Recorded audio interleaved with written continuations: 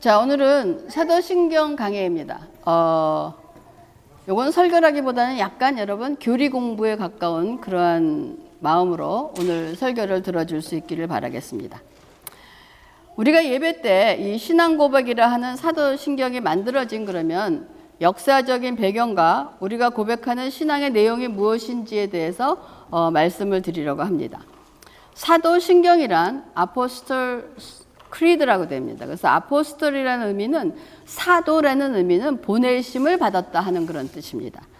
그래서 사도는 예수님께 직접 부름받아 복음을 전하고 교회를 세우는 특별한 사명을 받은 사람들을 의미합니다. 그래서 우리가 사도 그러면 대표적으로 예수님의 12 제자들을 생각을 합니다.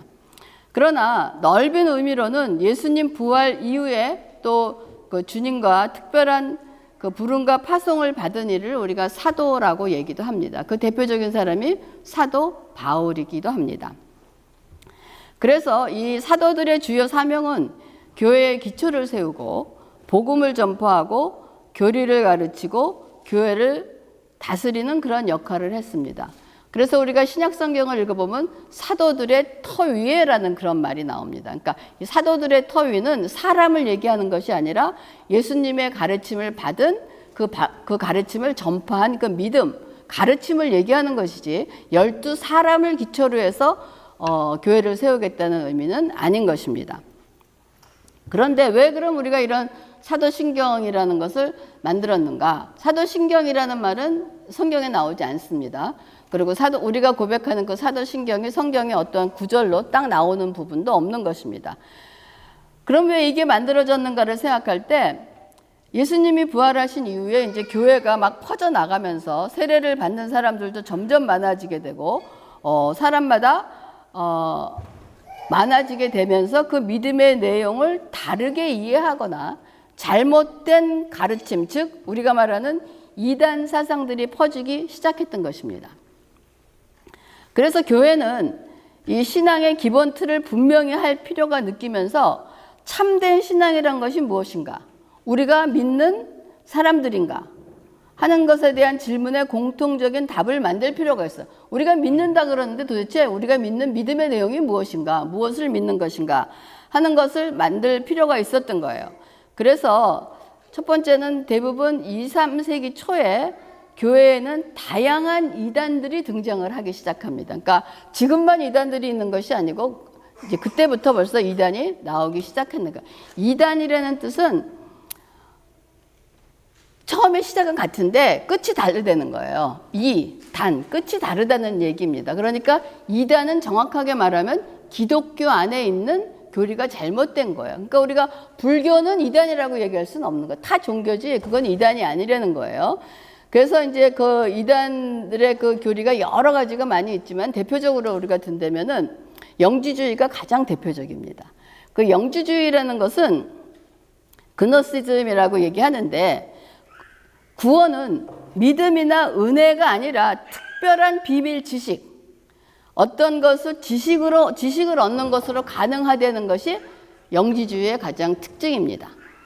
그래서 영지라는 말은 헬라어의 그노시스, 즉 지식이라는 단어에서 나온 거예요. 그리고 이들은 또한 영혼은 선하고 육체는 악하다라고 여겼기 때문에 성경은 구원은 예수 그리스도를 믿는 믿음으로 얻는다 하는데 영지주의자들의 구원은 특별한 비밀과 지식을 깨달아야 얻을 수 있다라고 주장하는 것입니다. 그리고 기독교는 육체의 부활까지 믿습니다. 부활은 우리 영혼모 육체의 부활까지 믿는데 영지주의자들은 육체는 악한 것이므로 죽어야 하고 영혼만 구원을 얻는다고 가르치는 것이 영지주의의 특징입니다. 그 결과로 이 사람들이 육체는 어차피 악한 것이니까 죽어야 하는 것이므로 육체는 마구 함부로 사용하더라도 관계없는 것이기 때문에 괜찮다라는 그런 도덕 폐기론까지 펼쳐지는 이론으로 발전해서 육체의 죄를 대수롭지 않게 여기고 사는 거. 왜? 영혼만 구원을 얻기 때문에 육체는 아무렇게 굴려도 무슨 죄를 져도 심판하고 관계없다라고 생각을 하는 그 사상이 있었던 것입니다. 그렇기 때문에 육체의 죄를 대수롭지 여기지 않고 심지어 죄를 정당화하고 극단적인 태도로 나아간 것이에요. 그러니까 죄를 지어내어도 그 육체가 한 일은 내가 한 일이 아니기 때문에 나와 상관없어. 나의 죄와 상관없다라고 생각을 하는 것이 그런 영지주의의 이단성에 가까운 성질입니다. 그러면 이와는 반대로 한편에서는 악한 육체를 죄를 짓지 못하도록 육체를 혹독하게 괴롭히는 금욕주의로 발전을 합니다. 도덕 폐기론으로 발전을 하든지 아니면 금욕주의로 발전하는 두 가지 극과 극의 그 단계로 나갑니다. 그래서 식욕이라든지 성욕이라든지 모든 인간의 욕망을 극단적으로 제한합니다. 그리고 극단적으로 제한하고 괴롭히면 내 영혼이 더 순수해지고 구원을 얻을 수 있다라고 생각을 합니다. 그것을 대표해주기 위해서 나온 것이 수도승입니다. 그러니까 그 중세 때 기독교를 믿는 사람들이 세상으로 안 나가고 전부 다 산속으로 들어간 거예요. 그래서 거기서 모든 금욕적인 생활을 하는 거예요. 먹는 것도 제한하고 모든 것을 금욕으로 사는 것입니다. 그러니까 세상과 분리한 생활을 사는 것이 이런 그 영지주의자들에서 나온 이단에서 나오는 어떠한 그 파생적으로 보여주는 그런 현상들인 거예요. 그리고 또 영지주의자들은 예수님에 대해서도 예수님은 참된 인간이 아니었다 하고 왜곡된 생각을 가짐으로써 예수님의 육체는 겉모습만 있을 뿐이지 실제로 십자가에서 고통도 죽음도 경험하지 않는다. 그러니까 가현설을 주장하기도 했던 그런 것으로 이단으로 펼쳐나가기도 하는 것입니다. 그래서 십자가에서 돌아가신 예수님은 고통을 당한 거 아니에요. 왜? 인간의 몸이 아니고 그냥 뭐라 그럴까? 그냥 현상으로 허상이라고 보여주는 것이라고 생각을 했기 때문에 그런 이단이 나온 거예요.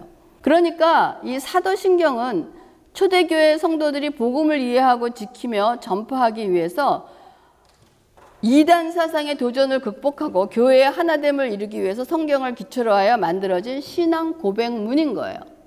그래서 4세기에 니케아 공회가 있었는데 그것이 AD 325년에 콘스탄티노플이 공의회에서 삼위일체 하나님의 교리를 확정합니다. 삼위일체는 이런 것이다 라고 니케아 공회에서 그걸 확인하고 난 다음에 그 확인된 삼위일체 이론을 사도신경 내부에 반영해서 이제 갖고 왔다는 것입니다.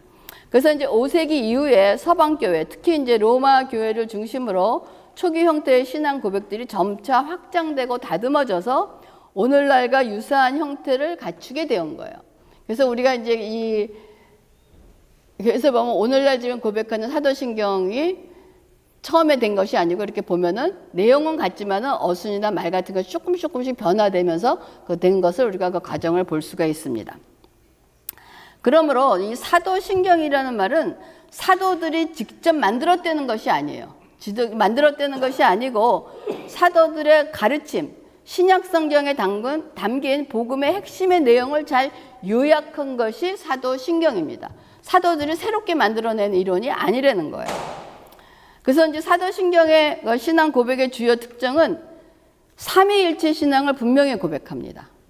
그리고 예수 그리스도의 성육신에 대한 것, 예수님의 고난, 죽음, 부활, 승천, 재림을 강조하고 성령과 교회와 죄사함과 부활, 영생에 대한 믿음을 선언하는 내용이 있다는 것입니다. 그래서 우리가 매주 예배를 드릴 때마다 고백을 하지만은 사도신경의 전문은 다음과 같이 분리가 되어 있습니다. 첫 번째는 전능하사 하나님에 대한 거, 두 번째는 그 외아들 예수라고 심판하러 오시리라까지 해서 예수 그리스도에 대한 것이 돼 있고, 세 번째는 성령에 대한 것을 얘기하고 있고, 네 번째는 거룩한 교회와 성도가 서로 교통하는 것과, 그 다섯 번째는 죄사함, 또한 이 몸의 부활, 영생에 대한 믿음으로 이렇게 다섯 부분으로 나눠져 있는 것이 사도신경이라고 합니다. 그럼 첫 번째, 전능하사 천지를 만드신 하나님 아버지를 내가 믿사오며 라고 시작하는 것은 우리의 신앙은 전능하신 하나님 아버지를 믿는 것부터 시작을 합니다. 그 창세기 1장 1절에 태초에 하나님이 천지를 창조하시느니라 라고 성경은 시작을 하고 있다는 거예요. 그래서 우리가 믿는 하나님 아버지는 어떤 분이죠? 전능하시다는 분이라는 겁니다. 그래서 전능하신 하나님을 나타내는 히브리어 원어들은 단순히 그냥 모든 것을 할 수 있는 능력을 의미하는 것만은 아니라는 거예요. 그래서 전능하시다라는 것은 하나님이 모든 것을 하실 수 있을 뿐 아니라 백성을 돌보시고 공급하시고 악으로부터 보호하시고 심판하시는 하나님의 그런 적극적인 그런 역동적인 능력을 강조하는 거예요. 그래서 특히 히브리 말에 구약 성경에는 하나님의 전능하심을 나타내는 이름 중에 하나가 뭐냐면은 엘샤다이입니다. 엘샤다이가 전능하신데 무한한 능력과 함께 풍부한 은혜와 보호하심이 동시에 드러나는 깊은 의미를 담고 있는 것이 엘샤다이, 전능하신 하나님이라는 뜻입니다. 그래서 하나님은 스스로 계시며 온 우주 만물을 말씀으로 창조하신 창조주 하나님, 그 크신 능력으로 혼돈하고 공허한 세상에 질서를 부여하시고 아름다운 조화를 이루신 분이 바로 우리 아버지시라는 거예요. 그래서 그분이 단순히 그냥 세상을 만드신 분을 넘어서 지금도 살아 역사하시고 우리 각자의 삶을 친밀하게 돌보시는 아버지시며 인간 구원을 위해서 계획하신 플래너이라는 것을 여러분이 아시기 바랍니다. 그래서 이 말씀은 짧게 한 구절로 되어 있어요. 전능하사 천지를 만드신 하나님 아버지. 이렇게 짧게 한 구절로 표현되어 있지만은 이 한 구절의 신앙 고백은 우리의 신앙의 시작이며 전체인 것입니다. 그래서 어떻게 보면 여러분이 전능하사 천지를 만드신 하나님 아버지를 내가 믿사오며 그 한 줄에 끊임없는 은혜와 묵상이 들어갈 수도 있는 것입니다. 더 이상 나가지 못하고 그가 포함하고 있는 그 말에 감동이 될 때 우리는 얼마나 많은 것을 느낄 수 있으며 우리가 그걸 깨닫게 되는 것이 굉장히 중요한 단어라는 것을 우리가 알 수가 있는 것입니다. 그리고 두 번째, 그 외아들 우리 주 예수 그리스도를 믿사오니 라고 이렇게 시작되는 것은 이 사도신경의 두 번째 파트가 가장 사도신경에서 많은 부분을 차지하고 있지만은 성자 하나님 예수 그리스도에 대해서 우리가 믿는 내용에 대한 신앙 고백입니다. 여러분이 나는 예수 그리스도를 믿습니다 라고 얘기할 때 예수 그리스도를 믿습니다고 하는 것이 무엇인가를 설명할 수 있는가? 여러분 대답할 수 있는가 자신에게 한번 물어보십시오. 난 예수 그리스도를 믿는데 도대체 예수 그리스도가 뭐를 믿느냐 하는 것을 물어보는 것입니다. 첫 번째, 주 예수 그리스도 그러면 Our Lord Jesus Christ입니다. 그러면 주, 로드라는 뜻이 무엇이냐라고 얘기할 때 구약에서는 히브리어로 야훼입니다. 그래서 YHWH라고 해요. 그래서 히브리 사람들은 하나님의 이름을 감히 부를 수가 없어서 모음을 다 빼버리고 발음을 할 수 없게 만들었어요. 여러분 YHWH를 발음할 수 있습니까? 없어요. 그래서 이 사람네들이 그렇게 만들어 놓고 아까 엘샤다이 이런 것처럼 하나님의 이름을 다르게 만들어 놓은 것이 아도나이를 우리가 하나님이라고 여호와, 야훼라고 그렇게 부르는 것이 주라는 뜻입니다. 근데 신약에 와서는 헬라어로서는 큐리어스라고 얘기합니다. 그래서 그 큐리어스는 주인, 주님이라는 뜻이에요. 그러니까 우리가 주 예수 그리스도라고 얘기하면 주라는 것이 뭐냐? 하나님이시고 나의 주인 된다는 것을 믿는다고 고백하는 거예요. 내가 주라고 얘기할 때는. 그리고 예수 그리스도라는 것이 뭐냐? 예수는 지저스입니다. 지저스는 구원자라는 것이에요. 왜냐하면 마태복음에 보면 아들을 낳으리니 그 이름을 예수라 하라. 그 예수라 하라는 뜻이 뭐냐? 저가 자기 백성을 구할 자라라는 뜻으로 예수라는 뜻은 뭐냐? 구원자라는 뜻입니다. 그래서 구약에도 여호수아가 뜻이 뭐냐? 구원자. 호세, 구원자 이런 뜻으로 많은 걸 줬지만은 예수라는 뜻은 뭐냐? 구원자라는 뜻입니다. 그리고 그리스도는 우리가 크라이스트인데 그리스도는 뭐라 그러냐? 기름 부은 자라는 거예요. 이 기름을 붓다라는 것은 우리가 대사로 임명해서 내가 너를 어디로 보내겠다 하는 그런 어떤 임명을 얘기하는 뜻이란 말이에요. 그래서 헬라어의 크라이스트나 히브리어의 메시아가 똑같은 말입니다. 근데 우리가 메시아라는 뜻이나 크라이스트라는 뜻이나 똑같은 말인데 헬라어와 히브리 말의 그 차이만 있는 것인데 그것은 뜻이 뭐냐? 기름 부은 자라는 거예요. 그러면 우리가 주 예수 그리스도를 믿사옵나이다 라고 얘기하면 주 예수 그리스도를 믿는다는 그 말에는 뭐가 포함이 되어 있느냐? 뭐를 믿는다는 것이냐? 주, 하나님, 이코로 예수 그리스도는 곧 하나님이심을 믿으며 그가 나의 주가 된다는 것은 하나님이시며 내 인생의 주인인 것을 믿는다는 거예요. 근데 내가 믿는 그 예수 그리스도는 어떤 사람이냐? 우리를 구원자로 보내시기 위해서 기름을 부은 자. 그러니까 예수 그리스도는 우리의 구원자라는 것을 믿습니다 하는 것이 주 예수 그리스도의 이름에 포함되어 있는 것입니다. 그런 다음에 그 주 예수 그리스도 한 다음에 그 외아들이라고 얘기를 하고 있습니다.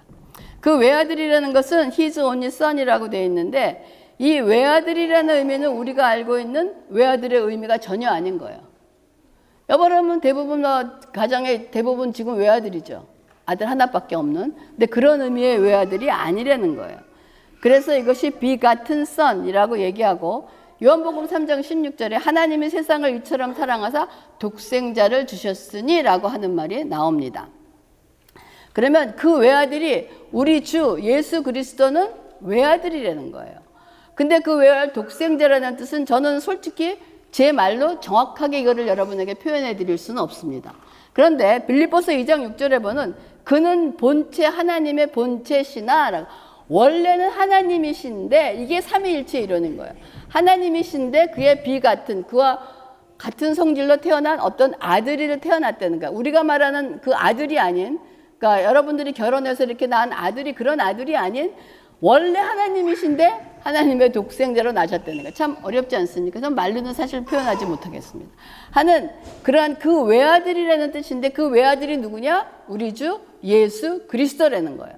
그러니까 그분이 누구냐? 구원자로 하나님께 기름 부은 예수 그리스도는 우리의 주인 되시며 주인 되시는 예수 그리스도는 누구냐? 하나님이시라는 것을 고백하는 것입니다. 그래서 그 외아들이라는 것을 얘기하고 있습니다.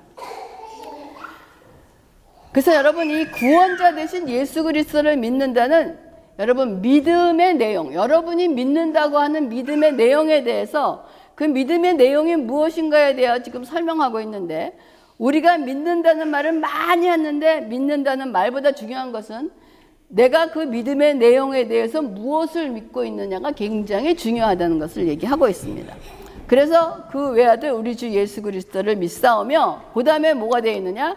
이는 성령으로 잉태하사 동정녀 마리아에게 나시고 라고 되어 있는데 이것을 우리가 성육신이라고 합니다. 인카네이션이라고 얘기하는데 이 말씀은 처녀의 몸에서 태어났다는 것입니다. 그러면 혹시 처녀가 애를 낳으면 뭐 미혼모?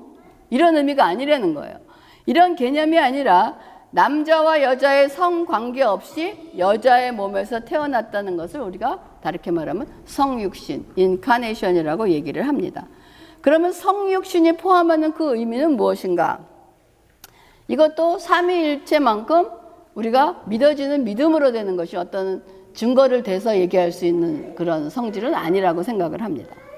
성령으로 잉태되었다는 것은 하나님의 능력으로 이루어진 일로 남녀관계의 성관계가 이루어지지 않고 태어났다는 것. 그렇기 때문에 예수님은 완전한 신이신 동시에 완전한 인간으로서 두 본성, 신성과 인성이 혼합되지도 않고 분리되지도 않고 하나의 인격 안에 존재한다는 것이 우리가 성령으로 잉태하사라는 성육신 안에 포함되어 있는 것입니다. 그래서 이 성육신 하신 예수님은 우리와 똑같은 인간의 본성을 가지셨지만은 죄가 없으신 인성이라는 것이에요. 그래서 성육신이라는 말은 우리가 요한복음에 보면 말씀이 육신이 되어 우리 가운데 거하심에 라는 뜻이 하나님이 사람이 되어 우리를 구원하러 오셨다라는 것을 믿는다는 것이 이는 성령으로 잉태하사 동정녀 마리아에게 나시고 라는 그 고백 안에 들어있는 것을 얘기를 하고 있는 것입니다. 그리고 그 다음에 본디오 빌라도에게 고난을 받으사라는 말이 나옵니다. 이제는 이것은 뭐냐? 예수 그리스도의 십자가의 죽으심에 대한 우리의 신앙 고백인 것입니다. 본디오 빌라도에게 고난을 받았다는 것은 이 구체적인 인물 빌라도를 언급함으로써 실제 역사 속에 일어났던 사건임을 우리가 알 수 있는 것입니다. 그리고 난 다음에 예수님은 세상의 권력 앞에서 부당하게 고난을 당하셨다는 것입니다. 그래서 본디오 빌라도는 세상의 권세를 얘기하는 거예요. 그리고 난 후에 세상의 권세에서 고난을 받고 십자가에 못 박혀 죽으셨습니다. 그리고 십자가에 죽으시고 십자가에 못 박혔다는 것은 그 당시에 사형의 방법인 성태를 통해서 십자가에 죽으시고 장사한 지 사흘 만에 죽은 자 가운데서 다시 살아났다는 건 뭐냐? 부활 신앙을 믿는다는 거예요. 예수님이 십자가에 죽으셨지만은 죄가 없으신 분이 죄를 다 해결하시고 사망의 권세를 이기시고 일어나셨다는 부활 신앙을 믿는다는 것을 얘기하는 것입니다. 다시 일어나사 그런 다음에 하늘에 오르사 지금 부활하시고 난 다음에 지금 우리가 부활절을 지나지 않았습니까? 지금 예수님이 이 땅에 부활하시고 제자들과 함께 계십니다. 그리고 난 다음에 승천하십니다. 하늘에 오르신다는 거예요. 하늘에 오르신다는 것은 승천하셔서 원래 계시던 하나님 자리로 돌아가셨다는 것입니다. 그래서 하늘에 오르서 전능하신 하나님 우편에 앉아 계시다가 저리로서 산자와 죽은 자를 심판하러 오는 건 뭐냐? 다시 재림하시는 예수를 믿는다. 이 세상을 심판하러 오시는 예수를 믿는다는 것이 바로 우리의 이 신앙 고백입니다. 그렇기 때문에 여러분 우리가 주 예수 그리스도를 믿습니다라고 말할 때 우리가 믿는 그 믿음의 내용은 첫째, 예수님은 하나님이시다. 우리의 구원자 되시고 우리의 주인이시다라는 것을 고백하는 거예요. 그리고 난 다음에 예수님은 성령으로 잉태하셔서 죄가 없으신 인간이시며 신이신 하나님을 내가 믿습니다라고 고백을 하는 것입니다. 그리고 예수는 세상의 권력 앞에서 인간의 죄를 대신하여 나의 죄를 대신하여 십자가에 죽으신 것을 내가 믿습니다라고 얘기하는 거예요. 그러고 난 다음에 죽으신 지 사흘 만에 부활하시고 하늘로 승천하셔서 하나님과 함께 계시다가 세상의 심판주로 다시 오실 재림의 예수를 믿습니다라는 것이 우리 주 예수 그리스도를 믿는다는 것의 믿음의 내용인 것입니다. 이것을 다 믿어야 되는 거예요. 어느 한 부분만 믿으면 온전한 믿음이 아니라는 것입니다. 그러고 난 다음에 예수 그리스도의 대한 설명이 있은 다음에 사도신경은 성령을 믿사오며 라고 얘기를 하고 있습니다. 마지막 부분은 성령 하나님과 부활과 영생에 대한 신앙 고백인데 성령을 믿사오며 라는 것은 성령 하나님을 인격적으로 신뢰하고 즉 삼위일체 믿는 신앙으로 성령께서 하시는 모든 일을 믿고 따르겠다는 신앙 고백입니다. 그런데 요한복음 16장 7절에 그러나 내가 너희에게 실상을 말하노니 내가 떠나간다는 것은 이제 예수님이 십자가에 못 박히기 전에 하시는 말씀입니다. 내가 떠나가는 것이, 그러니까 내가 십자가에 죽는 것이 너희에게는 유익하다. 너희에게는 훨씬 좋은 일이다. 라고 얘기해요. 내가 떠나가지 않으면, 내가 죽지 않으면이라는 거예요. 내가 죽지 아니하면 보혜사가 누굽니까? 성령인 거예요. 우리를 도와주는 카운셀러가 너희에게 오시지 아니할 것이요. 내가 죽지 않으면 성령님이 오시지 않는다는 거예요. 그런데 내가 가면 내가 그를 너희에게 보내리라. 예수님이 죽고 돌아가시면은 성령을 내가 너희에게 보내겠다는 약속입니다. 그러면 이 말씀은 예수님이 하셨는데 내가 성령님을 믿는다는 것은 무엇을 얘기합니까? 뒤집어 말하면 곧 예수님께서 부활하셔서 하나님께로 돌아가셨다는 것과 증거가 하나님의 돌아가셔서 보좌 우편에 앉아 계셨다는 것을 증거하는 거예요. 하나님이 내가 죽고 돌아가지 않으면 성령을 보내지 못한다 그랬잖아요. 그럼 성령이 왔다는 것은 예수님이 부활하시고 승천하셨다는 것을 반대로 입증하는 내용이란 말이에요. 그래서 성령을 믿사오며 그러면 성령 하나님 자체도 믿지만 내가 예수 그리스도가 부활하시고 승천하셔서 하나님 우편에 앉아 계시다는 믿음도 포함되어 있는 것이 내가 성령을 믿는다는 말에 포함이 되어 있다는 것을 얘기하고 있는 것입니다. 그리고 네 번째로는 거룩한 공회와 성도가 서로 교통하는 것과 이것을 믿는다 그랬는데 여기서 in the Holy Catholic Church, the Communion of Saints라고 되어 있습니다. 그래서 많은 사람들이 또 이렇게 그 영어로 캐톨릭 처치라 그러니까요. 지금 우리가 말하는 구교 캐톨릭 처치인 줄 알고 야 이거는 사도신경이 잘못된 거라고 얘기해서 이건 하지 말아야 된다고 하는 그런 약간의 무식한 분들도 계십니다. 이 사도신경은 로만 캐톨릭이 생기기 전에 훨씬 전에 생긴 거예요. 그렇기 때문에 여기서 이 캐톨릭이라는 의미는 지금의 캐톨릭을 말하는 것이 아니고 보편적인 전체적인 교회를 의미하는 것이 캐톨릭 처치를 얘기하는 것입니다. 그래서 이 보편적인 교회, 전체적인 교회와 그러니까 거룩한 교회와 커뮤니언 오브 세인트라는 것은 성도들의 친목을 얘기합니다. 우리 같이 지금 교제를 나누는 그런 교제인데 그냥 단순히 그냥 나누는 교제 이상으로 커뮤니언 하면 여러분 생각나는 것이 무엇이 있습니까? 우리가 성찬식을 뭐라 그러냐? 커뮤니언이라 그러는 거예요. 그러니까 이렇게 성도의 교제라는 것은 우리는 어떤 사람이냐? 예수님의 피와 살을 먹고 마시고 예수님의 피와 살을 나누는 믿음의 형제들의 교제라는 것을 얘기를 하고 있는 것입니다. 그런 교제를 얘기하는 것이 이 성도의 교제라고 얘기하는 것입니다. 그래서 이것을 가장 잘 나타내주는 것이 사도행전의 초대교회의 그런 교제를 우리가 얘기할 수 있는 것입니다. 그리고 여기서 성도라고 얘기합니다. saint. 이 saint는 예수 그리스도를 믿음으로 거룩하게 된 모든 믿는 자들을 의미하는 거예요. 그래서 이 성도라는 것은 굉장히 영광스러운 호칭입니다. 그래서 고린도전서 1장 2절에도 우리가 사도 바울이 그 교회에다 편지할 때 첫 인사말을 보면 누구누구 성도들에게 인사하노니 성도라는 말을 가장 잘 쓰고 있다는 것입니다. 그래서 고린도전서 1장 2절에도 고린도에 있는 하나님의 교회 곧 그리스도 예수 안에서 거룩하여지고 성도라 부르심을 받는 자들을 우리가 성도라고 하는 것입니다. 그래서 거룩한 공예라는 것은 우리가 믿는 교회는 하나님의 거룩하심을 나타내는 보편적인 공동체를 얘기하는 거예요. 그래서 이 성경적으로 표현한다면 교회와 성도는 예수 그리스도와 성도의 관계를 나타내기 때문에 거룩한 공동체라고 얘기를 합니다. 그래서 교회는 그리스도의 몸입니다.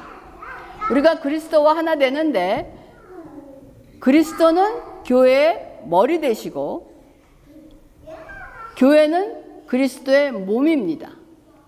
그리고 성도들, 우리들은 그 몸 되신 부분에 각각의 지체를 얘기하는 거예요. 그래서 몸은 하나입니다. 그리스도는 그리스도 안에서 우리는 하나인 거예요. 그런데 이 하나 된 이 몸에서 머리 되시는 분이 누구냐? 그리스도라는 거예요. 그리고 이 몸은 바디는 교회를 얘기하는데 이 몸이 된 바디 안에 저와 여러분은 어느냐 파트를 하고 낳는 거예요. 어떤 사람은 손, 어떤 사람은 발, 어떤 사람은 입, 어떤 사람은 코, 어떤 사람은 눈. 이 각각의 지체를 다 가지고 있는 것이 교회와 성도와의 관계를 얘기하는 것입니다. 이것이 교회가 그리스도 안에서 하나 된다는 것의 이념을 가지고 있는 것입니다. 그리고 마지막으로 죄를 사하여 주시는 것과 몸이 다시 사는 것과 영원히 사는 것을 믿사옵니다. 그리고 아멘이라고 얘기합니다. 이 죄사함은 예수 그리스도의 죽음과 부활을 통해서 가능해진 것입니다. 우리가 죄사함을 받는 것은 예수 그리스도의 십자가의 죽으심과 죄가 없다고 판명받은 결과로 나타난 것이 부활이라는 거예요.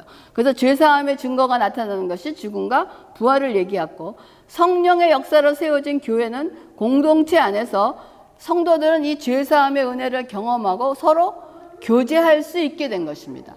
그러니까 우리가 이렇게 지금 교회에서 여러분들 한국에서 공부하러 온 여러분들과 얼마 사실 알지 못하는데 우리가 짧은 시간 내에 이렇게 마음을 터놓고 교제할 수 있는 것은 뭐냐?